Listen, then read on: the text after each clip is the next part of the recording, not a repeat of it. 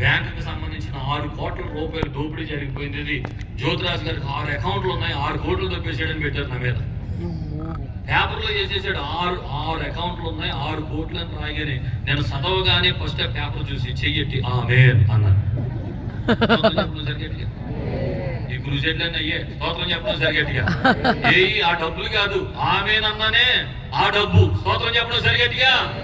అందుకని దేనికి కంగారు పడిపోవట్లేదు. యథార్థంగా నడుస్తుంటే, మనం దేవునికి అనుకూలంగా నడుస్తుంటే ఎన్నో రాళ్లు పడతా ఉంటాయి, ఎన్నో ఇబ్బందులు పడతా ఉంటాయి, ఎన్నో నిందలు వేస్తూ ఉంటారు, ఎన్నో అపహాస్యం చేస్తూ ఉంటారు, ఎన్నో భయంకరమైన మాటలు పలుకుతూ ఉంటారు.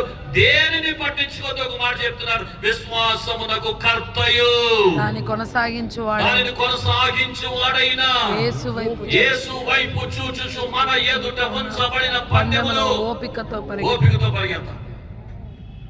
ప్రభు వైపు చూస్తే ఈ పక్కరోడు మాటలు మన మీద రానే రావు. ప్రభు వైపు చూస్తే రాళ్ళను పట్టించుకో. కాబట్టి ఒక మాట చెప్తున్నాను, నీకు ఎప్పుడైనా శ్రమ కలిగితే గొల్గొతా కొండపై సిలువలో వేలాడిన యేసు ప్రభువును ఒకసారి చూడు.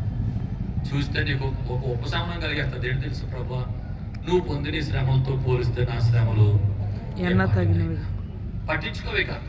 ఆ నిందలు పట్టించుకో. పిడుగుతులు గుద్దిన వారు, అవమానపరిచిన వారు, వస్త్రాలు పెరిగి వేసిన వారు, గెడ్డం పెరిగిన వారు, భయంకర ఉమ్మి వేసిన వారు, ఇన్ని నిందలు అవమానాలు యేసుపై చూస్తే అది గుర్తు తెచ్చుకుంటే సేవలో గాని, దేవుని పరిచర్యలో గాని, దేవుని కొరకు జీవించే నీ విశ్వాస యాత్రలో గాని ఇలాంటి నిందలకు, అవమానాలకు, దెబ్బలకు, ఇంటి పరిస్థితుల్లో భయపడవు.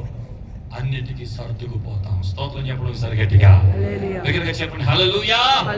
కాబట్టి ఒక మంచి సైనికుడిగా అభిషేక్ ఇన్ని మంచి లక్షణాలు కలిగిన వ్యక్తిగా మనకు కనపడతాడు. ఆమేన్ చెప్పండి. ఆమేన్. క్రీస్తు కొరకు మంచి సైనికుడు అని బ్రతకాలని ఈ రాత్రి ప్రభు మాటలు మనతో మాట్లాడుతున్నాడు. ఇక ఆఖరి మాట నేను చెప్పేసి ముగిస్తాను. ఆఖరి మాట తెలుసా?